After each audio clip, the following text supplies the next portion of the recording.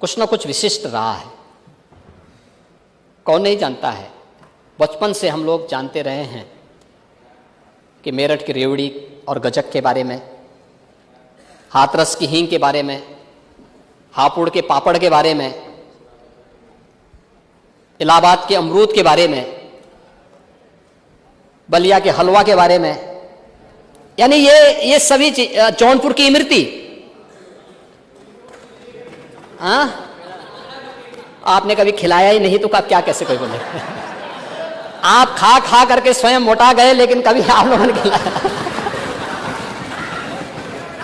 संकल्प ले लिया है आपने, कहा था आर्य समाजी। देखिए, आर्य समाजी कभी अकेले नहीं खाता था, 25 किलो, लेकिन ये संगत का असर है। अगर आप इधर होते ना तो ये नहीं करते। लेकिन अब इस कुजीन के लिए सरकार ने ओडीओपी की तर्ज पर उसकी गुणवत्ता को भी ध्यान रखना है, पैकेजिंग को भी, ब्रांडिंग को भी और मार्केटिंग को भी, और उनके प्रशिक्षण को भी हम एक साथ करने जा रहे हैं। और इसके लिए भी बजट का प्रावधान हम लोगों ने यहां पर व्यवस्था की है। मैंने इसके बारे में पहले ही बताया है। महिला उद्यमिता सशक्तिकरण के लिए भी हम लोगों ने यहाँ पे काफ़ी उसमें पहले से हम लोगों ने इसके बारे में बात की है।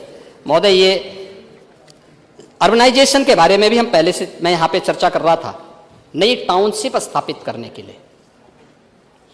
उत्तर प्रदेश जैसे राज्य में 25 करोड़ की आबादी, और हम लोगों ने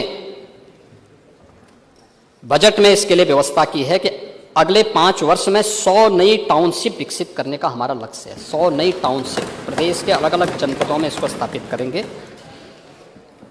हम लोगों ने अभी हाल ही में 114 टाउनशिप के प्रस्ताव स्वीकृत भी किए हैं, जिनमें तेजी के साथ गरीबों के लिए भी और हर तबके के लिए आवास के निर्माण हो रहे हैं। और उसके लिए जगह जगह लैंड बैंक बनाने की कार्रवाई भी तेजी के साथ आगे बढ़ी है।